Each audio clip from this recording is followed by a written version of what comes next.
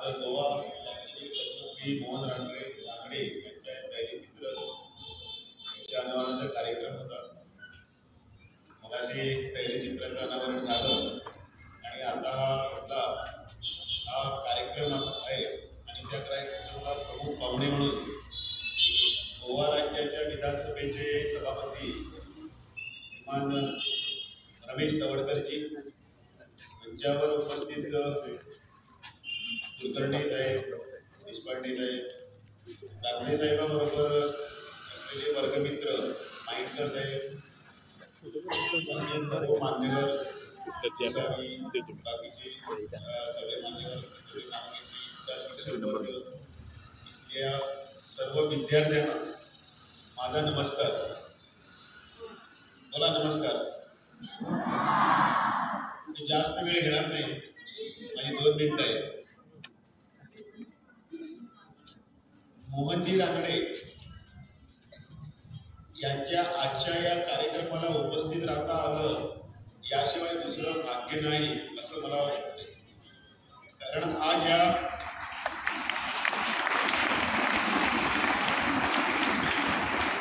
कार्यक्रमाला गोव्याहून सरकारच्या वतीने म्हटलं तरी चालेल की गोवा विधानसभेचे सभापती म्हणजे 40 आमदारांना एकत्र ठेवण्याचं जे काम करतायत ते सभापती माननीय रमेश तवडकर साहेब,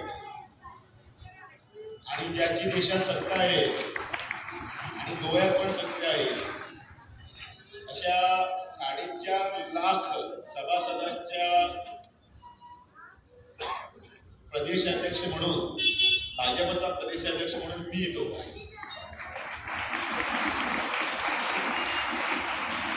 क्रांतीवीर मोहनजी रांगडे यांनी गोव्यासाठी केलेलं कार्य अद्वितीय.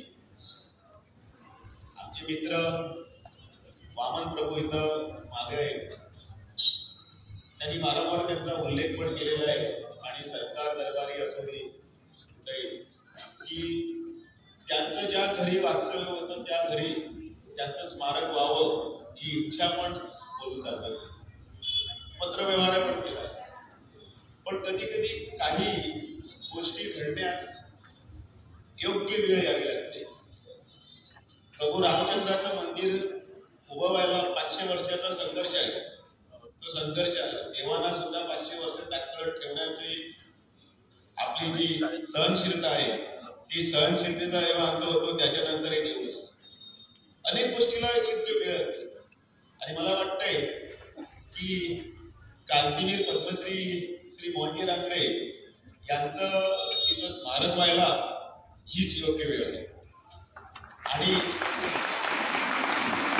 सभापती रमेश तवडकर आणि मी तुमच्या सगळ्याच्या साक्षीने सांगू शकतो की आता प्रदेश अध्यक्ष मीच आहे आणि सभापती इथंच आहे, तर आम्ही ते सरकारी दरबारी वामन प्रभूंना घेऊन आणि बाकीचे सगळ्यांना घेऊन पुढे हा प्रयत्न करून हा मार्ग कसाच लावणं हे आता आमच्या हातात आहे, ते आम्ही कार्य करणार.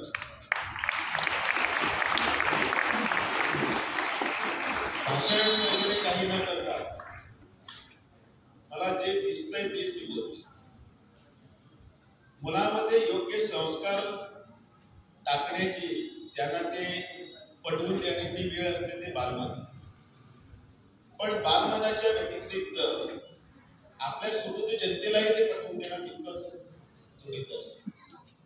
कारण हळूहळू नवे रिफॉर्म्स यायला लागले, नवीन गोष्टी यायला लागल्यानंतर आपल्याला काही गोष्टी विस्मृतीत टाकायची सवय लागली आणि नवीन ते लगेच घ्यायचं आणि जुनं ते टाकायचं. आणि त्यामध्ये मग आपले जे पूर्वज आहे, आपले जे स्वातंत्र्य सैनिक आहे, अशा लोकांची याद त्या दिवशी अचानक येते आणि ज्यांना पाहिजे त्यांना त्या दिवशी गुगलवरती टाकायचं आणि ते बघायचं. इतके 2-3 पॉईंट घ्यायचे आणि झालं. माझा त्याच्यावरती खूप अभ्यास आहे आणि मी त्याला पूर्णपणे ओळखतो, इथपर्यंत ते जायचं. पण मुळात आता जेव्हा इथं मोहनजी रांगडेंचा परिचय देताना 4 पानात ते वाचून दाखवत होते तेव्हा मला पण किंवा वाटलं की आम्हाला अनेक गोष्टी या माहीत नाही. स्वच्छ मनाने सांगतो, कारण इतके हजारो क्रांतीवीर, हजारो स्वातंत्र्य सैनिक आपल्या गोव्याच्या मुक्तीसाठी लढले, तुरुंगवास भोगला, कालपेष्टा काढल्या, त्यांच्याबद्दलच्या अनेक गोष्टी आम्हाला पण माहिती, कारण आमच्या त्या मागच्या सरकारने असू द्या की काही विकृत मानसिकता असू दे, यांनी हा सगळा इतिहास ऐकून दडपून ठेवला होता आणि आपल्यापासून दूर ठेवला. उदाहरण आपल्याला खूप आहे की द्यायचा मी इथं प्रयत्न करणार नाही. तो मग छत्रपतींचा असो, संभाजी महाराजांचा असो की काही कशाचाही असो. आणि मग आपल्याला वाटतंय की आपण त्यामध्ये मागं आहोत का, त्यासाठी वाचन संस्कृती आणि पुन्हा मार्गदर्शनाची गरज असते, ती आपल्याला तितकीच गरजेची आहे.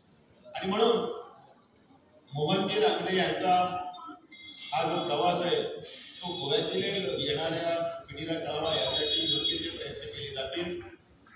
25 जूनच्या निमित्ताने असू द्या की 25 डिसेंबर त्यांच्या जन्मदिवसाच्या निमित्ताने असू द्या, या एका निमित्ताने का असेना, अध्यक्ष झाल्यानंतर असू द्या किंवा या त्यांच्या स्कूलच्या निमित्ताने इथं असू द्या, हा विषय पूर्णपणे पुढे नेण्यासाठी आम्ही प्रयत्नशील राहू अशी ग्वाही देतो.